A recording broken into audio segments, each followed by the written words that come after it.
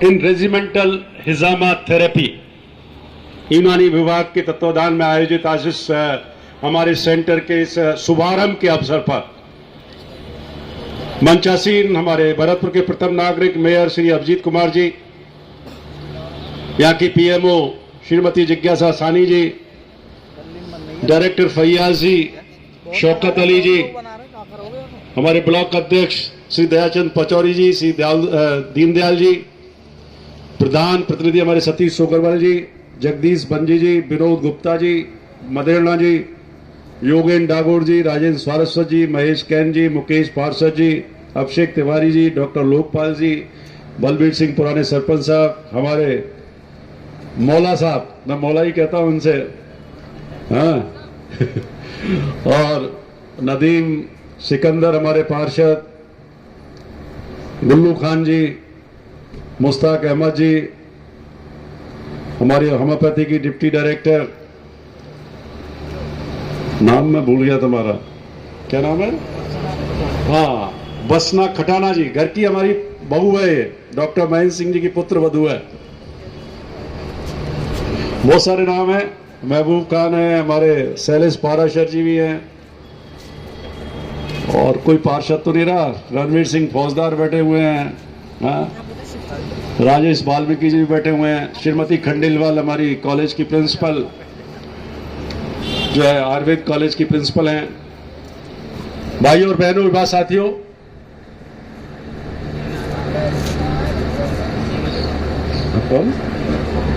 CMO कहाँ है? कहाँ है सीएमओ? तुम कहाँ बैठे? इधर ही आ जाते हैं, इधर आ जाओ। सीएमएचओ हमारे डॉक्टर लक्ष्मण सिंह जी, एक कुर्सी लगवा देना। सर्वप्रथम तो मैं माननीय मुख्यमंत्री अशोक गहलोत जी का धन्यवाद देना चाहता हूं, कोटि कोटि भरतपुर के लिए और स्पेशली भरतपुर विधानसभा क्षेत्र के लिए।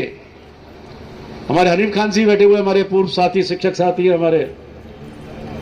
अगर भरतपुर जिले में 100 रुपए दिए हैं तो उसमें 35 रुपए का हिस्सा भरतपुर विधानसभा क्षेत्र का आता है। 7 विधानसभा क्षेत्र हैं, उसमें 35% हिस्सा भरतपुर विधानसभा क्षेत्र का आता है।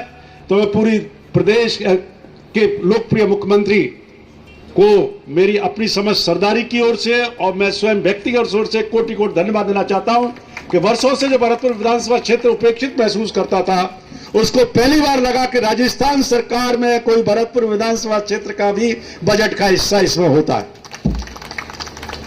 मैं बहुत चीजों पर नहीं बोलूंगा, केवल आज मैं यूनानी, होम्योपैथी और आयुर्वेद पर बात करूंगा और मैं तो करता रहा हूं। और यूनानी मुझे फक्र है और अपने आप को गौरवान्वित महसूस करता हूं। मैं जानता हूं, जब मेरे पास ये चार्ज आया उससे पहले मैं नहीं जानता था यूनानी में क्या होता है, कितना इसका प्रभाव होता है। होम्योपैथी फिर भी हम यूज कर लेते थे, आयुर्वेद भी कर लेते थे। जब इससे वाकिफ हुआ और मैंने डिस्कशन किए डायरेक्टर और इनके सारे अधिकारियों से, डॉक्टर से, तो मुझे लगा कि ये भी एक इंडियन मेडिसिन सिस्टम की बेस्ट थेरेपी है। रिजवान भाई और बैठे हुए हैं हमारे, इनसे भी डिस्कशन हुआ और लोगों से भी हुआ और उसमें मैंने पाया, मैं खुद घर में, मेरी पत्नी इस थेरेपी को यूज कर रही है रोजाना और काफी रिलीफ है बिना दवाइयों के। और मुझे गर्व इस बात का भी है कि राजस्थान का पहला centre for excellence in hijama therapy Bharatpur में खुला है और इसके लिए राज्य सरकार 15 करोड़ रुपए का बजट प्रावधान कर रही है, जिसके लिए बजट भूमि का अलॉटमेंट भी हो चुका है और जल्दी ही 4 एकड़ भूमि लगभग है ना, 1 एकड़ भूमि का आवंटन भी हो चुका है और जल्दी ही हमें स्वीकृति मिलते है उस पर हम निर्माण कार्य शुरू कर देंगे। लेकिन उससे पहले मेरी प्रायोरिटी थी, बिल्डिंग तो बनती रहेगी लेकिन हमारे यहाँ के बाशिंदों को थेरेपी का लाभ मिलना शुरू हो जाए। तो आज ये शुभारंभ किया है। आज शनिवार है, बड़ा बढ़िया वार माना जाता है, भगवान शनि का वार है और शनि के दिन कोई शुभारंभ करते हैं तो वो चिरस्थायी रहता है, ये मेरा मानना है। तो उस रूप में मैं ये कहना चाहूंगा सभी लोगों से, और ये यूनानी थेरेपी कई बार क्या है, एक मजहब से जोड़ दी जाती है, गलत है। थेरेपी की कोई मजहब नहीं होता, कोई धर्म नहीं होता, चाहे वो एलोपैथी हो, चाहे होम्योपैथी हो, चाहे यूनानी हो, चाहे सिद्धा हो, चाहे योग नेचुरोपैथी हो, जिस व्यक्ति का इलाज जिस थेरेपी में हो जाए, संभव हो जाए, उसके लिए बेस्ट थेरेपी वही होती है। और मैं खुद बता रहा हूं, मेरे को गले की प्रॉब्लम रहती है, 3 दिन दवाई लेता हूं, सही हो जाती है। यूनानी के कई सिरप हैं, मेरे को देते हैं। मैंने 99% एलोपैथी को बंद कर दिया है। इसका मतलब ये नहीं कि एलोपैथी का कोई विकल्प नहीं है। कुछ ऐसी बीमारियां हैं जहां एलोपैथी का ही विकल्प है, लेकिन ये इंडियन मेडिसिन सिस्टम एक ऐसी थेरेपी है, इसमें साइड इफेक्ट बहुत कम होते हैं, ये माना जाता है, ये मेरा मानना है। तो उसको जब मेरे पास चार्ज आया, जब आरोग्य मेला या भरतपुर में लग रहा था, उनसे डिस्कशन हुआ मेरे को, और फिर मैंने कहा कि नहीं, मैं पहला सेंटर भरतपुर में खोलूंगा। और मुख्यमंत्री अशोक गहलोत जी ने मेरी बात को जो है रिक्वेस्ट जो मैंने की थी उसको स्वीकार किया, और भरतपुर की जनता को राजस्थान का पहला हिजामा थेरेपी सेंटर भरतपुर की जनता को दिया। एक ही लक्ष्य मेरा, एक ही संकल्प है। भरतपुर में आप रोजाना खूब पढ़ते हो अखबारों में, और सारे लोग मेरे विरुद्ध इकट्ठे होकर के ऐसी कोशिश करते हैं कि सुभाष गर्ग दोबारा एमएलए नहीं बन जाए किसी भी हालत में। बड़ा स्पष्ट कर रहा हूं आज मैंने भी उनसे कहा, भाई देखो, मैं तो सेवा के लिए आया हूं, संकल्प मेरा जो एक ही है कि भरतपुर के साथ पिछले 15-20 सालों में आप देख लीजिए, डाटा है, पीएससी की बात कर लीजिए, सीएससी की बात कर लीजिए, हॉस्पिटल फैसिलिटीज की बात कर लीजिए, स्कूल्स की बात कर लीजिए, एजुकेशनल इंस्टीट्यूशंस की बात कर लीजिए, होम्योपैथी का कॉलेज, आयुर्वेद का कॉलेज, यूनानी का centre, public health college, agriculture college, पशु विज्ञान महाविद्यालय, क्या गिनाऊं? मैं 3 घंटे बोल सकता हूं भरतपुर को जो दिया गया उसके बारे में।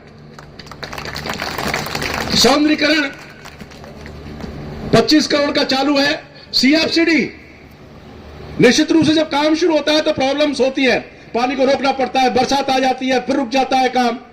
लेकिन मैं आपको बता रहा हूं, आने वाले 2 साल के अंदर अंदर ये जब सीएफसीडी तैयार हो जाएगी तो हमारी जो भराव की समस्या है पानी की, ड्रेनेज की, वो बिल्कुल सही हो जाएगी, खत्म हो जाएगी। मैं उन लोगों से सबसे पूछना चाहता हूं, मैंने कहा भाई विकास की जो राजनीति है, विकास की राजनीति करो, विकास पे बात करो, विकास के मुद्दों पे बात करो। और मैं उनकी चुनौती स्वीकार करने के लिए तैयार हूं। एक तरफ वो मंच बना ले और मैं बना लेता हूं कि पिछले 15 साल और हमारी सरकार के ये 5 साल जो हो रहे हैं, तुलनात्मक अध्ययन कर लें। चाहे नगर निगम से हमने सड़कें बनाई, चाहे यूआईडी से सड़कें बनाई, पार्कों की स्थिति, हमारे पारासर साहब बैठे हुए हैं, शैलेश जी, फुलवारी की क्या स्थिति थी, गांधी पार्क आपके पड़ोस में है, क्या स्थिति थी गांधी पार्क की, गौरव बेटी पार्क देखी जाकर के, विश्व शास्त्री पार्क को हम बहुत बढ़िया बना रहे हैं। ये जो मनसा देवी मंदिर पर यहां जो क्या गंदगी रहती थी, आज वो चौपाटी बन गई है और कितना बढ़िया लगता है। सुजान गंगा नहर का प्रोजेक्ट, उसकी भी डीपीआर तैयार हो रही है। हमें चाहते हैं इसको भी सौंदर्यीकरण की सीमा में लेकर के और अच्छा करें। चारों तरफ फेंसिंग करवा रहे हैं, दीवार भी ऊंची कराई है। कई हमारे गलत लोग जो है वो जो है सुसाइड पॉइंट बना लेते हैं, उसको भी दूर कर रहे हैं।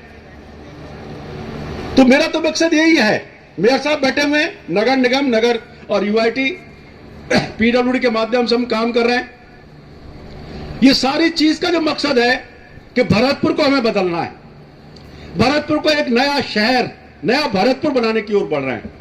बाईपास का काम भी जल्दी डीपीआर तैयार हो गई है। वो कच्चे परकोटे के बारे में मैं कहना चाहूंगा, बहुत राजनीति करते हैं कच्चे परकोटे पर लोग। पिछले 20 साल की प्रॉब्लम है, 30 साल की प्रॉब्लम है। जब शांति धारीवाल जी आए थे, मैंने वादा करा दिया था कि इस कच्चे परकोटे के पट्टे दिए जाएंगे। कुछ भूमाफिया ने कब्जे कर रखे हैं, जो वास्तविक पट्टेधारी हैं, हम उनको पट्टा देना चाहते हैं। और मैं समझता हूं, मैं घर घर जाकर के, द्वार पर जाकर के लोगों को पट्टे दूंगा, ये मेरा संकल्प है। पार्षद रहेगा, क्षेत्र का पार्षद रहेगा, मेयर रहेंगे, मैं रहूंगा, और घर पे जाकर के सरकार आपके द्वार एक अभियान चलाएंगे और कच्चे परकोटे के घर वालों के जाकर के हम पट्टा देंगे।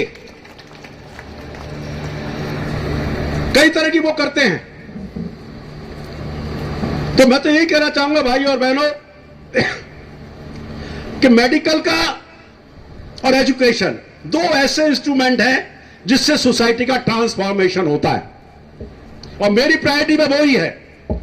तीसरा है इंफ्रास्ट्रक्चर, कि भरतपुर के इंफ्रास्ट्रक्चर में कुछ तो नव निर्माण कार्य हो और कुछ इंफ्रास्ट्रक्चर इसका सुधारा जाए, सड़क का, पानी का, बिजली का, ये सारा तंत्र।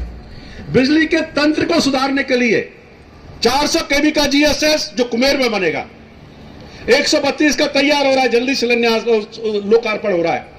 25 एमबीए का, अगर कोई ऊर्जा का आदमी हो वो समझता है, 25 एमबीए का ट्रांसफार्मर जगीने में रखवा दिया है। पूरे इस आउटर एरिया की जो ओवरलोडिंग की प्रॉब्लम थी वो दूर हो गई है।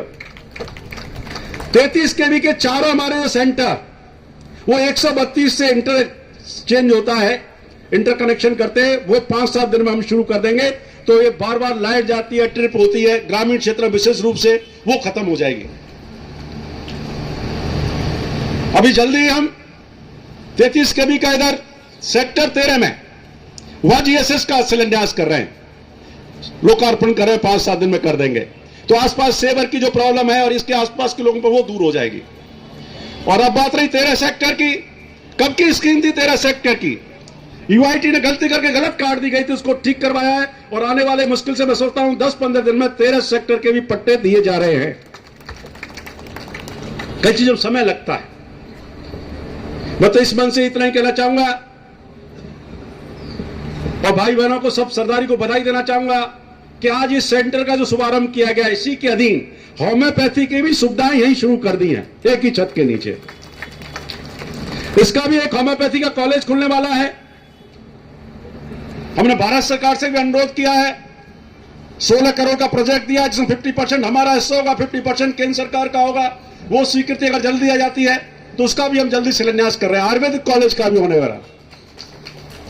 तो हम चाहते हैं कि मेडिकल हब बने, भरतपुर का मुख्यालय इस डिविजनल हेडक्वार्टर है, और वो हब इस तरह का बने कि जो एलोपैथी में हमने काम किया है उसमें आप देख रहे हैं जल्दी हम इसका लोकार्पण करेंगे। इस बिल्डिंग का 250 बेडेड का विस्तार हो रहा है, सुपर स्पेशलिटीज का ब्लॉक जहां बनकर तैयार हो जाएगा।